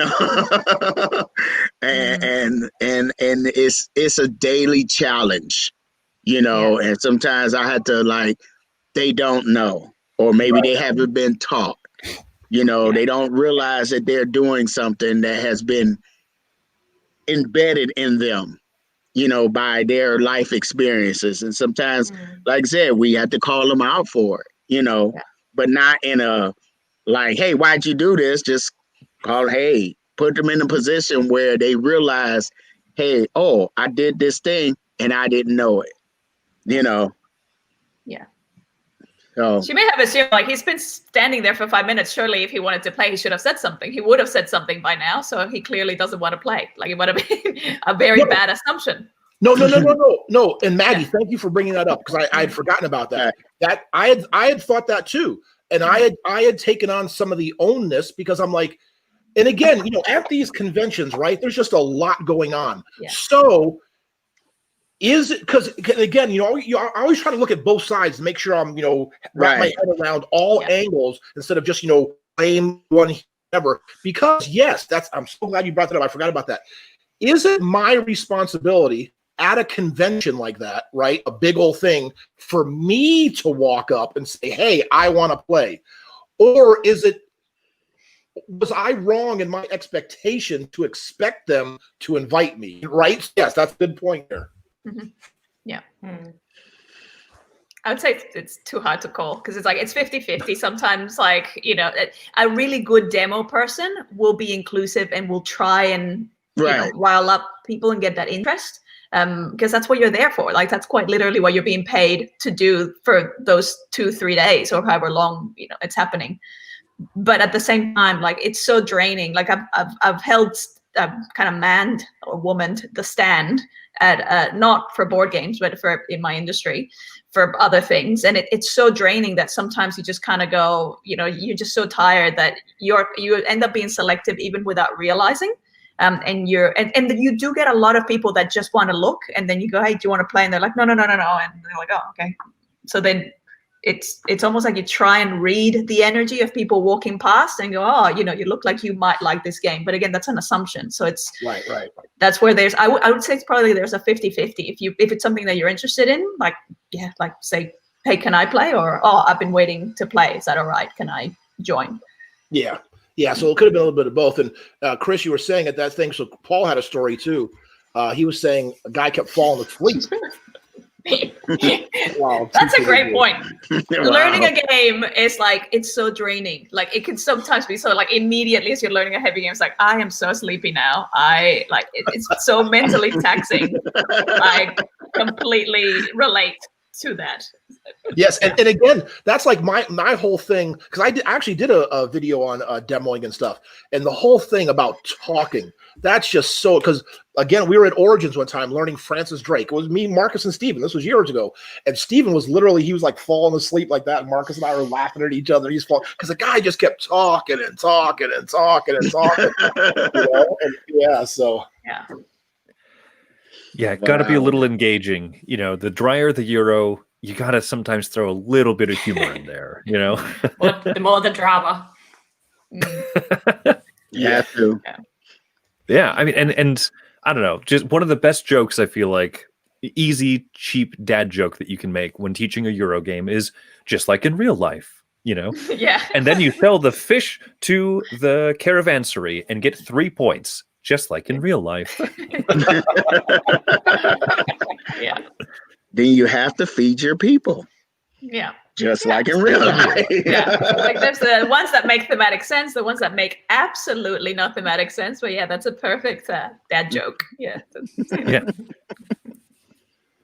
Yeah. No. Carlo's in the chat. Cool. Oh, he is. Yeah. So so is Grant. So here's an interesting thing I wanted to ask you guys about, a topic to bring up. So have you ever discovered games that you really, really love, and then you go research them on Board Game Geek and find out that they're like way up there? And I'll give you a perfect example. Crystal Palace. I absolutely love that game. We played it again last week. It's number 821. And I'm like, how? 800. Really? 800, did you say? 821. Wow. And I'm just like, how is that even possible? Because I just think it's a fantastic game. Have you guys ever found any games that are just like so far out? You're just like, why aren't they better rated? I would say also by the same token, there's a lot of games on the top 100 that I'm like, it's not my style at all. So I would rate them, 2000 for me, like if at all. So I think it's hard to go by that top 100 because it's just such a mix of all sorts of stuff. But I can't say that there's one that if anything, I found the opposite, something that I'm like, oh, that's quite good. And then I go through the list, I'm like, oh, that's actually quite high up. So I'm clearly not the only one that thinks that game was like, yeah. I Let's don't. see. I'm thinking because I don't like go through the top 100 of the Board Game Geek a lot. I mean, I look at reviews on YouTube and everything, and so I can't think of any game that will fit that criteria for me. Jeremy said Codenames Duet. I wonder where that is up there. No Interesting. I was asking what what were you saying, Amy? Sometimes not just the total ranking number, but the actual like out of 10 rating that it has sometimes surprises me. Like there'll be a game like Bonanza comes to mind where it's just like we love Bonanza and we love, casual gaming groups really love it and everyone kind of gets into it, but it's, I don't know, it sits at like a 7 or a 7 point something. And sometimes I'm surprised that things are a little bit lower than I expect not in the ranking, but in the actual rating. That's it. I need to play Bonanza again because I played it a long time ago, and maybe my memory is bad or whatever. But I just thought it took too long for what it was.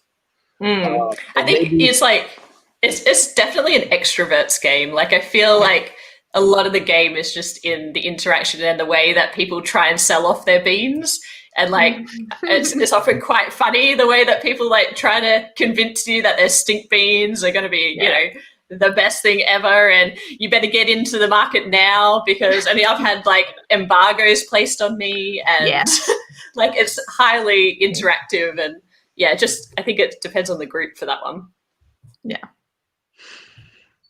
I think, there's certainly been some games that I think, why isn't this more highly rated? Why isn't this one, one of the most well-received games out there?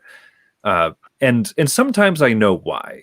Sometimes like I recently played Tybor the Builder, the Alexander Pfister, the little small box card game. It's same world as Oh My Goods, but it's a drafting game, a completely different gameplay. And it's one of the most clever small little games that we've played in a long time. And I think it's like in the 2000s or something. Wow. Yeah, 1900 on 1900 is something 80 something whatever on Board Game Geek. And I just think that's a shame. That's too bad because this game could be the gamer's Sushi Go. You know what I mean? It's that easy. Fun little drafting, one little decision with a card every turn, but it just kind of fell into obscurity. It never had a good US release. So when it was hot, because it was an Essen release, was 3 years ago. And the United States, I think I just saw it for the first time on sale here, like recently in the last year. And you think, well, the hotness period's gone. People don't remember that that's a game. Yeah. But let me ask you, Tommy brought up a good thing here. How many people put a strong value on the BGG ranking? Because Amy, you were the one who brought up the numbers. Yeah, I do. I'm a quantitative analyst by work, so I mean, I'm all about the numbers. So, and I do believe there's some truth in the regression to the mean, the average of like what the group thinks. I have to believe in that's my job. But yeah, I like to use it as a guide, kind of a guide of like, if it's like 5 or 6, it's probably maybe not going to be the best experience that we've ever had. But if it's like, 6.5, 7 and above, then it's like, well, now just, I want to play it and see if it's our thing, because it might be a 9 for me, it might be a 6 for me. But I don't take it as gospel, but it's a good guide, I think, when you're like looking up a game that you've never heard of before. Yeah, I think that's it. I'm not even quite sure what they mean. So Escape from Aliens in Outer Space. Is that the one with the book and you have the dry erase? Oh, marker? yeah. Yeah. I played that. That is a good game. Yeah. Yeah, certainly people think that the Board Game Geek Top 100 should be the 100 best games ever made. And you're like, well, when people say something like this, well, what do you mean by best? And if they can't answer you, then they clearly don't understand what they're saying. Is Codenames one of the best 100 games ever made? By what criteria, Yeah. I think, it says a lot about accessibility as well. Because like Crystal Palace, Tim, I think that's a brilliant game as well, but it's not overly accessible to people. I mean, a lot of people wouldn't have heard of it, but also I think it's it's a pretty difficult, crunchy Euro that it might turn off a lot of people that even go out and give it a go, which may be kind of keeping it suppressed. It could be. Yeah. And maybe when did it come out? Last year, maybe at Essen. So maybe, actually, I guess it's gone down now. I'm looking it up now. It's actually 809 right now. So, but yeah, I don't know. So, because I'm not one into the big numbers. I don't really look at the ratings on the BGG to make a determination before I play it. Do you read the comments? I read the comments too.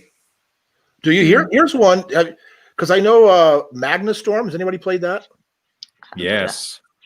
And do you feel the same way Carlo does, Chris? Absolutely. Yeah. It's I don't know. It's a very strange worker placement system, but it's kind of a worker placement game, but you have to race around this very strange little board. It's all in kind of a big circle, and at the end of each round, the Magna Storm on the center of the board rotates, and it just kind of wrecks a lot of the stuff that you build up on the planet. So you're building and you're trying to race against the storm, kind of just destroying everything. It's such a quirky idea, but it just works so well. Some of the development team or publishers, something like that, also worked on Gaia Project. So when you look at its graphic design and you move up these tracks and you get these benefits, it is reminiscent of some ways of Gaia Project.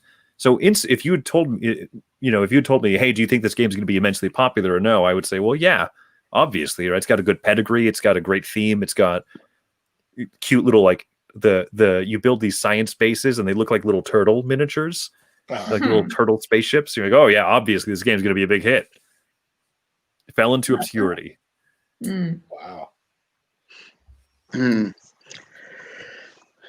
Well, yeah. What other games have everybody been playing? That's what I'm curious about. As of recent, over the past week. We played Nidavellir. Yeah, just still can't say. Nidavellir. It's like my Worcester sauce. It's like, is it Worcester? Worcester? It's like Nidavellir. I can't say it. Yeah. That was a lot of fun. It's like a Viking-themed game? Dwarves. Dwarf Kingdom. Yeah. And it's just like a basic set collection. It's actually quite fast. It's really fast, but kind of nice and thinky. So that was a lot of fun. I really enjoyed that. And we played Kitchen Rush. So that was a good real-time experience. Cooperative. We never play cooperative games, and we really got into that one. It was quite stressful, actually. Very stressful. Cooking under the clock. I think that's one of the reasons why I never picked up Kitchen Rush, because I work in the kitchen. Yeah. I was thinking that when we were playing. Yeah. I thought about it and I was like, no, I don't want to come home and do more work. Yeah. No, that's right. And yet some of the crunchy Euro games that you play probably are very analytical. Yeah, that's so true. More number crunching, more spreadsheets in my mind. We played not Marco Polo 2. What were we playing last night? Glenmore. Yeah, Glenmore 2 Chronicles. I want to play that. That's on my list. Yeah, I got the stupid game over here too. We had it for ages. Well, I'm calling it because I haven't opened it. I'm stupid. I haven't opened it yet. Yeah. Now, have you ever heard of a game called Walkstar? No. Oh, I have heard of it. Yeah, is it cards? No, it's pretty much like a smaller version of Kitchen Rush. It has timers, but you're running a Chinese food restaurant. Oh, that's cool. Yeah, that's cool. And you each have I played it once, and I loved it, and I ended up buying it, and I have not opened it yet. But well, I mean, I opened it, I haven't played it. You know, and pretty much you have these ingredients, and you pull out the next recipe, and the other players is cooperative, and the other players like, okay, I got that onion for you. Here, take one of my onions, and you can finish that recipe. And you're trying to, you're flipping cards, and then something might happen, like the dishwasher goes bad, or the waitress quit at that moment, you know, and now you got to deal with that thing. So, I like Walkstar, you know, even though it's on timers. And like I said, with Kitchen Rush, I was just like, I want to try it. I do want to try it, but I think I might have to like be on vacation or something. Like, man, I missed work. Did Amy and Maggie, you guys did a video on that? Kitchen We Rush? did. We did a playthrough for the first. That's so nice, Kate. Playthrough for the first time, which was a fun experience. Yeah, but we just, wanted to try that out. And because each round's only 4 minutes, we thought, well, it would take that long to explain how to play it. So we'll just demonstrate around. But yeah. And then Jazz, Glenmore is on his Shelf of Shame too, just like me. Yeah, same Jazz. Ours was there for a long time too. But then everyone's like, you like rondelles, why haven't you played Glenmore? I got to get that to the table. And Tommy, so Attack on Titan. I cannot believe, and Tommy, I'm just saying this just to be really stupid, that he played with a 6-year-old, because I remember walking by a table at Meepleville and I saw that big ugly. I was like, what is that? Like, right? Isn't that the game with that big ugly guy that like he's half naked or something? Right? I know that's the anime. It just looks so was this weird. a dream? That is the anime. Yeah. And then Paul said float. Sorry, I got the wrong one there. Paul said Flotilla. I haven't played that one. You guys know that one? I've heard about it. I've heard of it. I've listened to a review from Blue Peg, Pink Peg. They like it, and I've seen it on the shelf, but I'm like, I got too many games. I got to play some other games. Oh, okay. And but then it looks interesting. And Jeremy said Lost Cities. Played on Board Game Arena. Yeah. I played that on Board Game Arena. Oh, I'm addicted to it on Board Game Arena. It's so good. It's so fast. Your name? What's your name? Tell them so you guys can play. What's your name on it? Oh, I don't know about that. Give away my secret identity. Oh, my personal, overly competitive alter ego life on Board Game Arena. You'll find me high in the rankings. On a good day. On a good day. Some days it's terrible. I love Lost Cities. What a great game. Oh, do you play in the arena so you're ranked?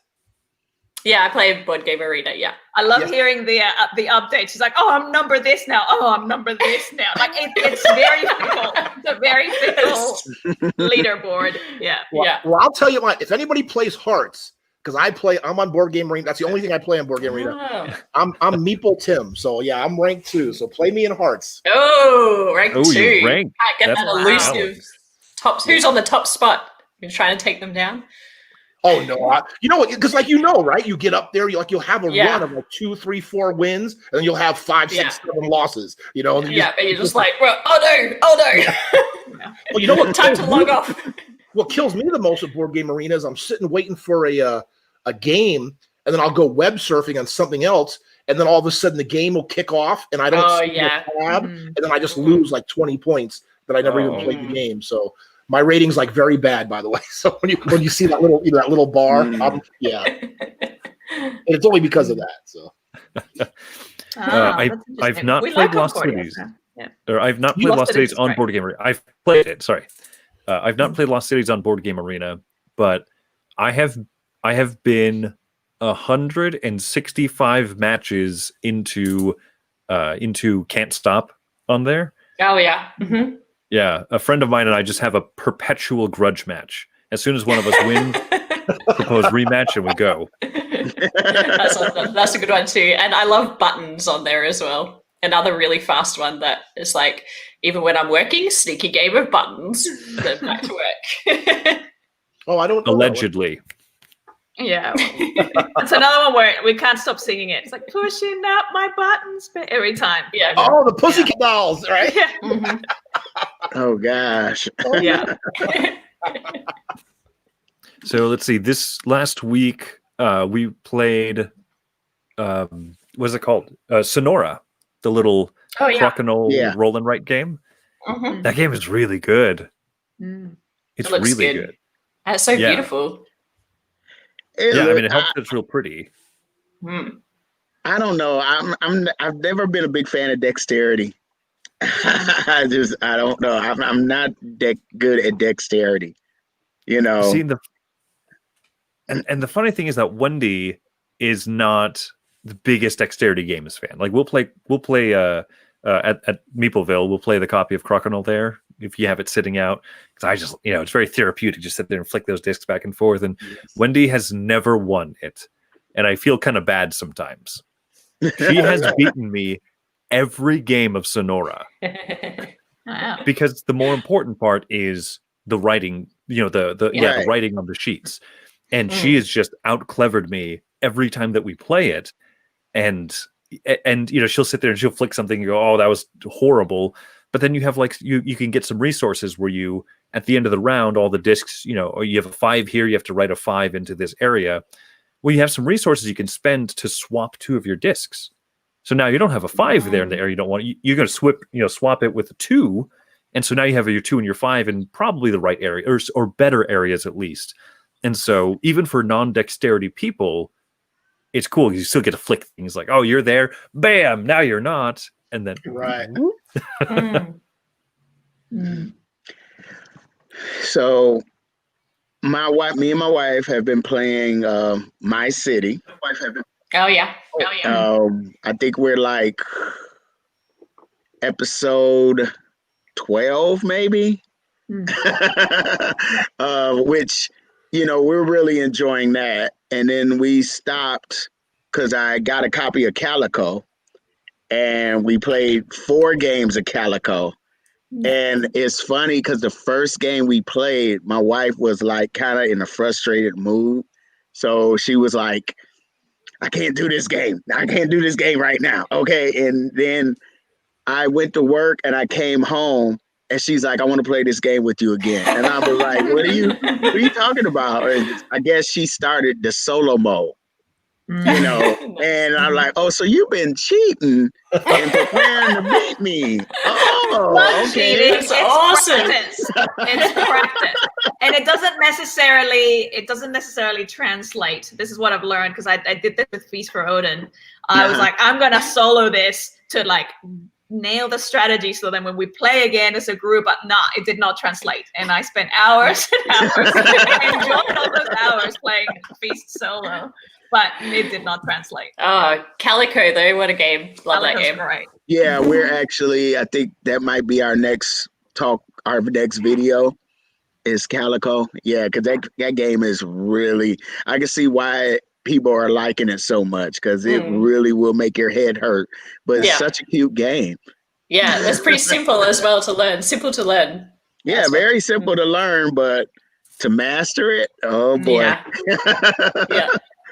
And then my board game group, we played I Want to Sue You. So Taiwan Ten Sue You. I'm just making sure I say it right. Like that's my lead up. Taiwan Ten Sue You. And that probably might be my top game of the year. Oh wow. Really? I can't wait to get it. It's like just the thought process of the designer of what they put in how you choose your actions. And, it's just like it made my head hurt, first of all. When we first played, I was like, this is so much to take in. But then when I got home, I was just sitting there like thinking about it. And I was like, what do they do to come up with this stuff? So I did order a copy, It's coming from Miniature Market. I'm waiting. You know, I told my guy stop showing me great games because I'm end up ordering it because I had the Magnificent on the table upstairs now, playing the solo mode, which I like that game. I really do like that game. How's it solo? Because we've only ever played it just the two of us. But yeah, I'm curious in the solo mode. So the solo mode is pretty much all you're doing is trying to get like a certain number of points. Like you have to get at least 200 points. Right. And like I'm at the beginning of the third round and I'm at 50 points. I'm like, how do I get 200 points? You know? And then they say, oh, you can make it more challenging by aiming for 220. I'm like, really? Wow. That would be enough. Yeah. I'm good. Doesn't that just make you feel terrible? 150. Yeah, I'm like, come on. You know, it's kind of like, what is it? Underwater Cities is the same way. You know, you're just trying to get to a certain number of points. So that's how the Magnificent is. Yeah. But it's really good. That is a great game. It is. Let me just show a couple of things here. So Tommy said he's got people coming over. No thanks, Clask and the crew. Oh, good. Perfect That's a good weekend, right?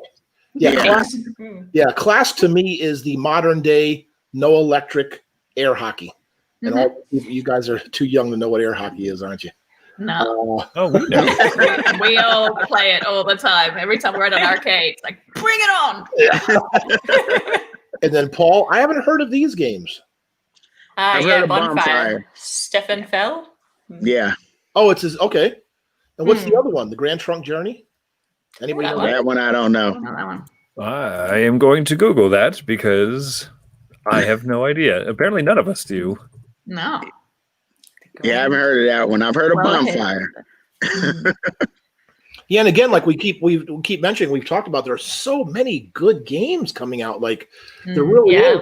You know, and Jason had a good point. You know, like it's tough, right? Because if you're like, I know you two, right? And you, I mean, with Amy and her Kickstarters and all that, you guys are always into you guys love the so you're really into playing all new stuff. We're on the exact opposite, but yeah, there's so many good games. Yeah, but it makes me sad that we don't have time to play the old stuff.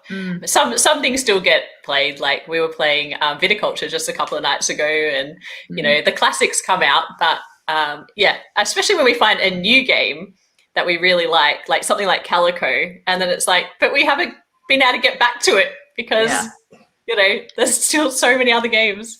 Right. It's a real tension between quitting your job so you can do this full time and then not having money to buy all the Kickstarters. Yeah, so it's a new Steelworks. The struggle is real. It really is. Yeah.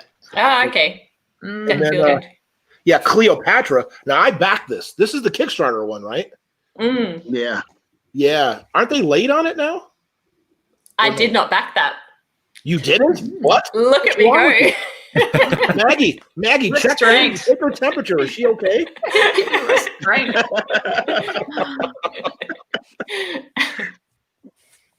Okay, so Grand Trunk Journey is a Spielworks deck building train game. Yeah, I could be okay with that. I've played Paul has introduced us to quite a few different train games. A lot of the very small, quicker ones too. Like we played Paris Connection and Mini Rails and some of the. So I've been very impressed with the stuff that he's shown me so far, and he has kept them all under 4 hours. So I'm very happy. In fact, he's kept most of them actually under 30 minutes. Like a lot of those really quick small train games are very clever. And isn't Spielberg one of those companies that? Oh, I'm sorry. Go ahead, Amy. No. I was going to change the subject. So you. Oh no, just real quickly. I was just going to say, isn't Spielworks one of those companies that puts out like really good games, but only like every 3 or 4 years or something, or not? Like a Splotter kind of. Not as much as Splotter, but they are. I mean, I think that they have like 1 or 2 bigger games that come out each year. Oh, is that what it is? Yeah, and then maybe a few other titles, but. They're an impressive company. They're also apparently notorious for having like one small typo or like misprint or something in their game. So when you're teaching it, you're like, okay, look, I know this says 1, 2, 3, 4. I'm going to remind you this every round. 1, 2, 3. You know, like the order would just be different. Like, 1,000 copies worldwide per release. Yeah. But I get the sense that they also do some distributing because there was some of other games and not just their own. Yeah, I think they act as a distributor as well. Right. That's what it was. That's what. Yeah. I remember you told me that. Yeah. Limited copies. That's what it was. Mm. So, what are you going to say, Amy? I'm sorry. Oh, I have 2 questions. My first question is: did you like Food Chain Magnate? Or did you talk about that last week? Oh, you absolutely loved it. Absolutely. Yeah. No, you know what? It's one of those games. Again, we did a learning game where we had the book out, we took it out, and we even helped each other. Oh, what if I do that? Oh, the milestones. And it's one of those kind of games. We're having like a little mini con next week. We've got 11 games on the list. Friday, Saturday, Sunday. Awesome. Yeah. And we got a little mini con. So that's one of the games we're going to be playing. But it's one of those kind of games I know that I'll be playing forever. I'll play, the rest of my life. And I'll probably never win because it's one of those games I know I'll probably always suck at, but I love every single second of playing that game though. Mm-hmm. Yeah, it's fantastic. Fantastic. We recently played Roads and Boats. Oh, yeah. You ever played that? I did. What was your thoughts on that? I mean, it's so fiddly. Like, it's just, yes. What is with those resources? It's I thought the same thing. Have you guys played The Colonist? No. Okay, because The Colonist is sort of like a long. It even says in the box. It says like the ultimate Euro game or whatever it says on there. But yeah, Roads and Boats just seem like really like I have to do that to get that. It's just come on, like it was a little too much for me. Yeah. But it was every time we finished it, I was like, "Ooh, again!" Like, I'm gonna beat you this time. I really enjoy it. Yeah. I enjoy it, but I wish the artwork was more engaging. Like every component, everything is just so non-thematic. Like it's almost thematic, and then it's just a little bit NQR. And what's the deal? Where is it? Right here. What's the deal with this box? It's the weirdest shape box. Yeah. Most inconvenient box for any elf. Yeah. That's pretty funny. Then I wanted to ask you, did you get involved with anything for Essen Spiel? I did not. Did you, Chris, do anything? No. I've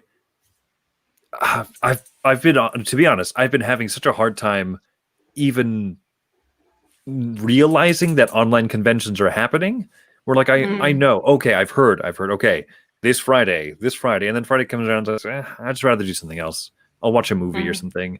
I don't know if it seems like a lot of people are struggling to connect with online conventions, which is too bad because I know so much work is going into them to try and make them very interesting and cool events. But I don't know. I've been struggling to even just keep up with stuff. Did you guys do anything with it? I just found that there was a lot happening in terms of like there were lots of live playthroughs, lots of things. So I found like I was like just involved in watching a lot of stuff and chatting away to people and about games and things. I tried to go into like the demo stalls through Discord and stuff, and that was just too hard. But it was nice to be on like Twitch, and there was just like heaps of live stuff happening, which was kind of cool. Well, what was some of your highlights of it? Oh, just like like playing some like having lots of people in a chat room when there's a party game going on or something, and I thought that was really fun. Seeing some of the new upcoming releases, of course. Someone like me who just likes to buy everything.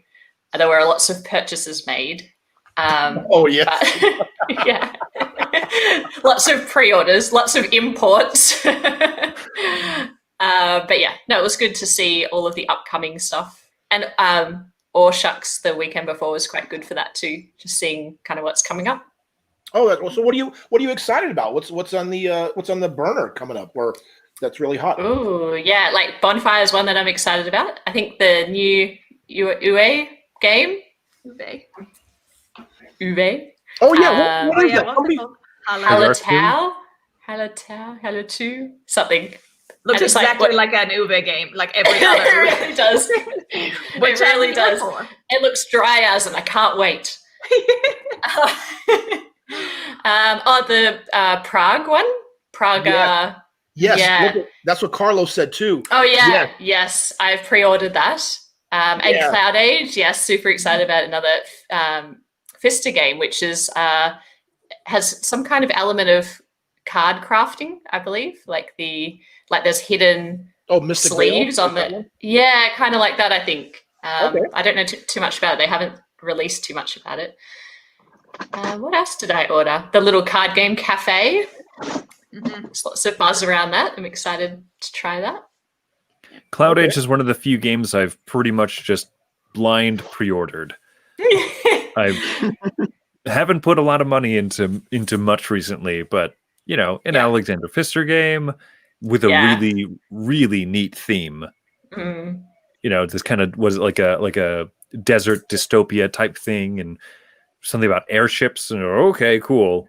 Great. Yeah, Give me more of that. But it's also Capstone too, right? Because they have a pretty a really good catalog. Capstone. Yeah. Yeah, and that Praga, because that's Marcus has been talking about that a lot, because that's the same guy with Underwater Cities. Underwater Cities, that's right. So it looks so cool. I can't wait. Real excited about that one.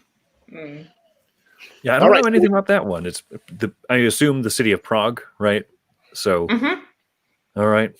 I mean, and there's some kind of 3D element to it as well. I can't remember. It's like a tiered building thing on it. I don't know. I was like, yes, bye. Speaking of nice, real quick, Carlo's in here. Is so last night they brought in Curtis, one of the friends, brought in the deluxeified Luna. Do you guys have that? Oh no, I haven't played it. Man, it is gorgeous. Looking at it, I was like, wow, I just want that game because of the components. It looked absolutely beautiful. Oh, nice. Yeah, and I remember I didn't back it because I was like, Luna was kind of okay, I thought, but I want it now. The game looked good. Luna, I haven't heard of that one. It's a Feld game, Stefan Feld. Okay. Yeah, it was a reprint, of a game a couple of years ago. I did get to try on Tabletop Simulator today Tekenu, the new Daniel Tashini game, and that was really good. And if you want to talk about learning games, the first game doesn't really matter. This is a learning game guy right here, because that game is a beast though. Yeah, I played that with Carlo and Randy about maybe a month ago. Yeah, and that game is wow. Yeah, that game is good. It's good though. Anybody look at the new Dune? Play that at all? I haven't played it. No. That's the new Dune Imperium, right? Which Dune is Imperium, yeah. Because they also recently had a Dune reprint, the 70s game. Oh, so, yes. Yeah, absolutely. All right, so we got a little less than 10 minutes to go. So I want to go ahead and let's talk about what we got coming up, working on and videos and all that kind of stuff. And Dwayne, why don't we start with you? Well, of course, I just did the last video I did because it was Spill Digital, and I figured that was trending. So I talked to my wife and told her about the Spill des Jars, and told her about some of the game. I used that as a gauge to find games that she would enjoy, and like I said, the next video I'm going to be talking about Calico, and I am debating on doing a video vlog about, like I said, my game group. They're introducing me to these bigger games, and we're supposed to play Pacific Rails and Zoken, the one you guys painted, which looks beautiful, by the way. Yes. I'm like, wow. But fantastic job. Because since I played the Teotihuacan, Tequenu, Tawantinsuyu, and I don't know if I'm ready for the Alchemist game. What is it? Trismegistus. Yeah, see, you guys can. But I've never played Dokken, so I'm like, okay, let's try that out, see how that is. So, like I said, a video vlog about games. I've been board gaming for a long time, but there's so many modern classics that I haven't played yet. So, maybe do a vlog about that and say, what did I think about this game? And I I can see why it is held so high. You know. Nice. All right, Chris, how about you? So we have done, we do our episodes of the podcast obviously every week, and so this week we posted early, and because we did a Halloween episode of the show in which we basically just talked about candy for like 5 minutes. Halloween, baby. So we posted that early, and we reviewed Sonora, and then tomorrow we are, because it'll be October 30th, it'll be the Friday before Halloween here in the States. So we're going to do a basically our first like big long stream marathon. We're going to be playing all of the Phil Walker Harding games that we own. We just decided, hey, we own like 7 of them, and they all take like about a half hour. We could play these in one evening. So we're just going to do a back-to-back, just long live stream. Yeah, Phil Walker Harding Fest. So, and we might even be borrowing a game from you, Tim. Maybe we'll have an 8th contender in the lineup there. I was surprised when you put up your list. I was like, how does he not have Imhotep? And then you told me that you and your wife don't like it, right? We've only played a 2-player, and it's incredibly frustrating of a game at 2-player. Oh, you have all these nice bricks here. You really want them in the quarry, don't you? Sorry. But I've heard that the duel is more interesting because it's made obviously from the ground up for 2 people, and so there's more give and take with it. So that's one that I've actually been really curious about trying. Yeah, we also need to own Cacao. Cacao is fantastic. But anyway, so that's what we're doing tomorrow night. You taught me Cacao, by the way. Yeah, actually. Yeah, you did on the ship. So Jeremy, real quick, Dwayne, he said he'd love to watch that stuff you were talking about putting out. So, thank you. Anything else, Chris? No, that's the big thing. So tomorrow night we'll be doing a whole night of streaming. Yeah, and you can grab Cacao too if you wanted to grab Cacao, because I know you know that. You're welcome to get that as well. Yeah, and how about you two, Amy and Maggie? Oh yeah, we've just been doing what, I don't know. This week it feels like we've just been kind of trying out some new things with the overhead cameras and the playthroughs, the painting video, which kind of came out of left field because I posted the photo of Sulkin on Facebook, and it kind of got a lot of likes, and a lot of people started messaging and saying, how did you do it? What paints did you use? So I kind of pieced together that video about how to do it, because I think anyone can do it if I can do it. It's like I'm not creative whatsoever, or I would have failed art. So that was fun. And now we're just, talking about, I guess, what we want to achieve with that. We've been doing it a little bit now, and it feels like we're starting to kind of have a little bit of a groove of our style and everything, but it's like, well, what next? And probably thinking about some small box games and what's the best format for that. Just trying to think about what to do next, aside from the hotness. And Maggie, did you want to add anything? No, the only thing was when I was editing we were going through the Sulkin wheels, the painting, and the background. The whole time Amy had last, and all you could see was Chris's playthrough of Feast, the solo playthrough. So I'm like, breaking up a lot. Oh, sorry, it's breaking up. Yeah. Nothing. All good. Yeah. All good. As Amy said. Losing you a little bit, Maggie. I think she was saying in the Sulkin video in the background while I was painting, I was actually watching Chris playing a solo game, and my laptop was like right in front of me, and Maggie's like cropped it out, but it was like some kind of meta content creation. Perfect. Okay. Next video we do, we'll just have some of your videos like going on in the background. In the background. Yeah. So as far as me, I put up I got a couple of the Small Business Chronicles. It's going to be shorter ones, about music and chair and the ambiance and all that. I got to come out, and I tried to do a shorter video, something quicker, but man, I got to get it. I mean, I got to get out of my head, because even that took me like 3 hours, 3.5 hours. What was this? Is this Jaipur? Yeah. Yeah.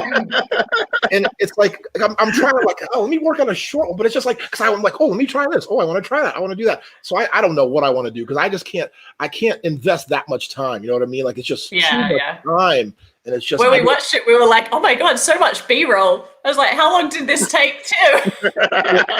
Yeah, it was just I mean, but I enjoy it. It's fun. Because what I said to myself, I said, you know what? I'm gonna limit myself to 2 hours. So I started at noon, and I worked till 2:30, and I had to get ready. I had to go to work, and I was not quite done, so I had to put about another 45 minutes. So it was a little over 3 hours, and I was just like, it's just that's just too much time, you know. So I got to figure out something I can do to try to. I don't know. I mean, we're all learning, right? Trying to figure stuff out. Except people like Chris, who's been doing it for years and putting up like 50,000 videos a day. So because he puts out a lot of stuff. So, but yeah. Also, another question I wanted to bring up, guys, real quick before we go: would anybody be interested? Because I don't know if anybody has the either Zoom that you can do unlimited time or the StreamYard to maybe switching off where somebody can host different weeks and stuff like that for this Thursday night. Is anybody interested by any chance? Maybe. I've got the That sounds Zoom, scary, but it sounds very scary. Yeah, and as you can see, our internet connection sometimes is unreliable, so that I would be very paranoid about that. Oh, okay. Yeah, I'm just wondering because next week because the holiday season is coming up. Because I was thinking of maybe going to once a month, maybe for November and December or something like that. Because you don't do any kind of Thanksgiving or anything, do you down there? No, we don't. But we were thinking the same thing. Actually, that's going to get harder and harder to attend as Australia's opening up as well. So COVID's kind of all those rules are changing. So it might be a bit harder for us to join as frequently. Yeah. So I was thinking of maybe going maybe once a month for November and December and January at least because the holidays and all that kind of stuff. Yeah. But, so I wanted to thank.